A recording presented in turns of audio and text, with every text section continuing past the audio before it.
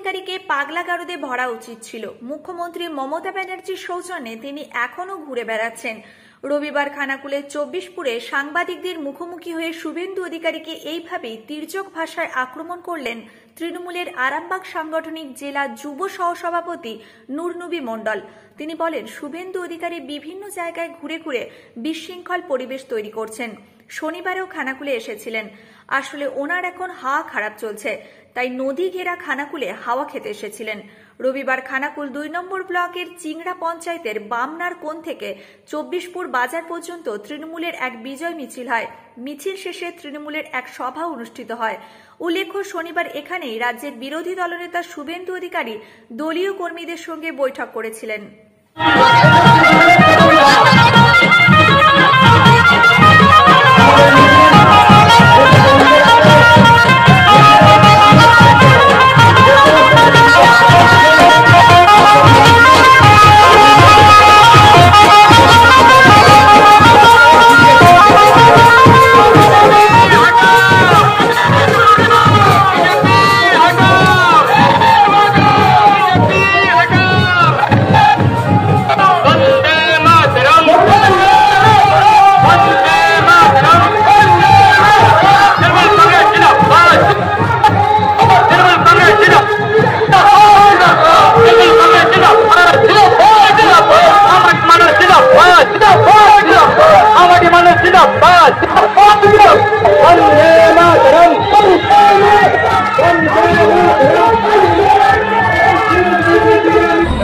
আরামবাগ মহকুমাবাসীকে আমাদের জননেত্রীর পক্ষ থেকে এবং আমাদের হুগলি জেলা তৃণমূল কংগ্রেসের সম্মানীয় সভাপতি জেলা সভাপতি রামেন্দ্র সিংহ রায়ের নির্দেশে এবং আমাদের এমপি মিতালি বাগের নির্দেশে আজকের এই বিজয় উৎসব আজকে চিংড়া গ্রাম পঞ্চায়েত এলাকার মানুষকে নিয়ে চিংড়া জিপির নেতৃত্বরা মিলিত হয়ে আজকের এই সুবিশাল পদযাত্রা বিজয় উৎসব, এই বিজয় উৎসবে দেখেছেন হাজার হাজার নরনারী সকলেই মিলিতভাবে আজকে এই উৎসব পালন করেছে।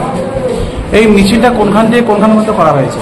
এই মিছিলটা চিংড়া গ্রাম পঞ্চায়েত থেকে একদম অরুণদার, এটা 24পুর বাজার, এই দুটো জিপি সংলগ্ন এলাকাটা একটা দীর্ঘ পথ, প্রায় 2.5 কিলোমিটারের বেশি পথ মিছিলটা হয়েছে। এই বিজয় মিছিলের উচ্ছ্বাস কেমন তৃণমূল কর্মীদের? বিজয় মিছিলের উচ্ছ্বাস আপনারা তো দেখলেন যে কয়েক হাজার মহিলা, কয়েক হাজার পুরুষ সবাই আজকের এই উৎসবে সামিল হয়েছে। তার কারণ চিংড়াতে ভোট করতে দেয়নি। আপনারা এটা আগের দিনে দেখেছেন, চিংড়াতে ভোট করতে দেয়নি, সবটাই ছাপ্পা রিগিং করেছে বিজেপি এখানে। এবং বাড়ি থেকেই শুধু তৃণমূল কংগ্রেসের নেতৃত্ব কর্মী নয়, বাড়িতে সাধারণ যারা ভোটার তাদেরকেও ভোট দিতে বিরত করা হয়েছে সন্ত্রাস করে। সেই জায়গায় দাঁড়িয়ে আজকে চিংড়ার মানুষ সেই উচ্ছ্বাসে এই যে আনন্দ, এই যে বিজয় উৎসবে মেতে উঠেছে যে এই বিজেপিকে আর এই চিংড়ার মাটিতে ঠাঁই দেওয়া যাবে না। বিজেপির এই খুন সন্ত্রাস, এই রাহাজানি, এই অন্যায় অত্যাচার, মারধর, এই যে যারা চোখ রাঙানি দিচ্ছে তাদের সেই রক্তচক্ষুকে উপেক্ষা করে আজকে সর্বসাধারণ মানুষ বেরিয়ে পড়েছে। গতকাল শুভেন্দুবাবু এসেছিলেন এবং থানাতে একটা হুঁশিয়ারিও দিয়ে গেছে, খানাকুল থানাকে, কি বলবেন?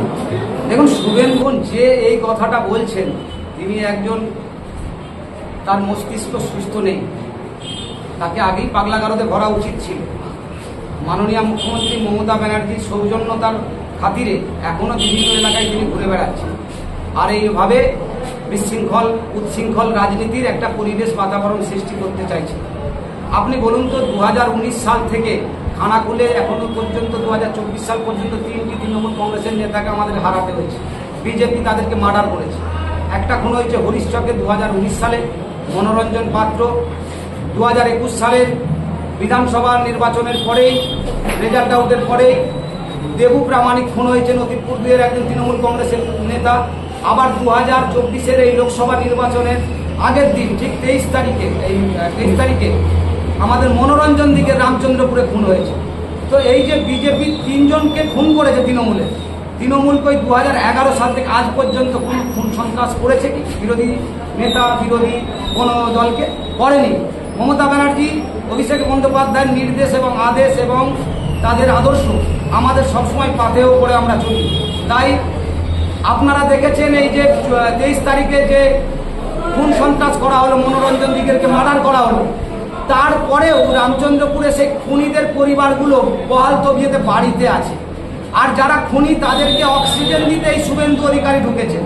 যেখানে যেখানে বিজেপির খুন সন্ত্রাস হচ্ছে, বিজেপি করছে, সেখানে সেখানে তাদের দোষীদেরকে, তাদের ওই মাতালগুলোকে, তাদের হারমাতগুলোকে উৎসাহিত করার জন্য, অক্সিজেন দেওয়ার জন্য এই শুভেন্দু অধিকারী আর এই পাগল ওই যে আমাদের বিধায়ক আছে, ওনারা বিভিন্ন এলাকায় গিয়ে গিয়ে উত্তপ্ত করার চেষ্টা করছে। তো আমার বক্তব্য হচ্ছে ওনার হুঁশিয়ারি ওনার কাছে রাখুন। বাংলার মানুষ জবাব দিয়ে দিয়েছে। ওই জন্য কালকে সামান্য ওই 5 জন মানুষ আর 50 জন পুলিশ নিয়ে ঘুরছে। যদি জননেতা হতেন তাহলে জনতার সাথে থাকতো। তো জননেতা নয়, এখন পাগলা নেতা হয়ে গেছে, পাগল হয়ে গেছে। তাই পাগলের সাথে কোনো মানুষ নেই। আর কে ওই মানে কি বলছেন আপনারা, ওই কি ঘেরাও করবেন, থানা নাকি ঘেরাও করবেন? মানুষ থাকলে তো ঘেরাও করবে। ওনারাও আগামী দিনে মানুষের আদালতে ওনারা ঘেরাও হয়ে যাবে। এই শুভেন্দু অধিকারী, সুশান্ত ঘোষরা সেখানে যাবেন, মানুষ ওদেরকে ঘেরাও করবে, ছোটাবে। রাজাটি 1, রাজাটি 2 পার্শ্ববর্তী জিপি আপনারা দেখিয়েছেন। 23 তারিখের ঘটনা, তৃণমূলের 10 থেকে 12 জনকে আহত করা হয়েছে, হসপিটালাইজ হয়েছে, কলকাতার রেফার হয়েছে, আরামবাগের রেফার হয়েছে। তার মধ্যে মনোরঞ্জন দিগের মারা গেছেন বিজেপির দ্বারা আক্রান্ত হয়ে। তাহলে সেই জায়গায় দাঁড়িয়ে আজকে এখন আমি 24পুর বাজারে আপনাদেরকে বাইরে দিচ্ছি, আপনারা রামচন্দ্রপুরে খবর নিন যে ওই খুনি যারা খুন করেছে তাদের পরিবারগুলো রামচন্দ্রপুর গ্রামে বসবাস করছে। আজকে যদি এটা বিজেপি জিততো, আপনারা বলুন, বিজেপির কর্মী যদি কেউ খুন হতো, তাহলে কি তৃণমূল কংগ্রেসের কোন পরিবারকে তারা এইভাবে বাড়িতে রাখতে দিত না। আজকে তৃণমূল খুন হয়েছে, তৃণমূল তবু কিছু বলছে না। শুধুমাত্র মমতা ব্যানার্জি, অভিষেক ব্যানার্জি এবং আইনের উপর আস্থা আমরা রেখেছি, সেই জন্যই আমরা কিছু বলছি না যে আইনের মাধ্যমে তাদের শাস্তি হবে।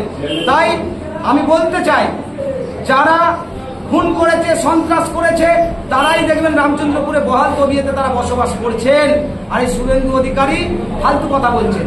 এই যে কালকে বলেছেন হাত নাকি তুলে নিয়ে চলে যায়, হাত তুলে নিয়ে চলে যায়, এমন একটা নজির যদি উনি দেখাতে পারেন, তাহলে আমি রাজনীতি ছেড়ে দেবো, নাহলে পাগলা শুভেন্দুকে রাজনীতি ছাড়তে হবে। আজকে আপনাকে বলি, ভোট পরবর্তী সন্ত্রাস, আপনারা তো খানাকুলের মানুষ, খানাকুলে তৃণমূল কোথায় সন্ত্রাস করেছে আপনারা একটা ছবি দেখান।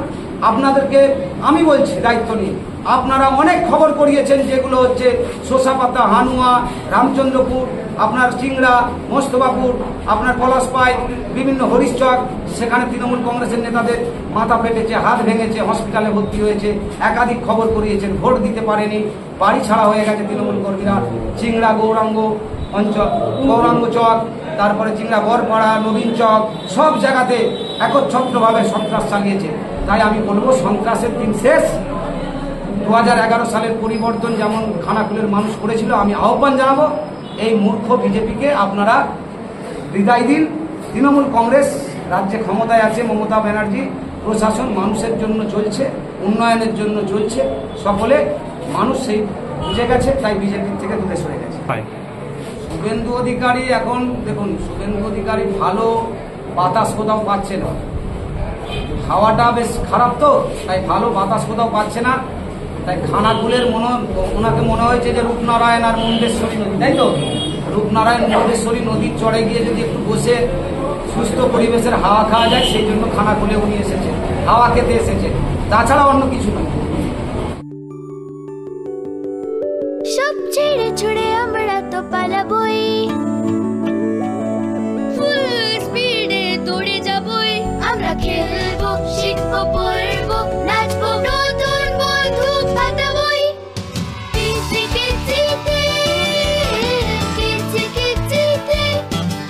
বাচ্চাদের কিডজি থেকে দূরে রাখা অসম্ভব। কিডজি, ইন্ডিয়ার ফেভারিট প্রি স্কুল।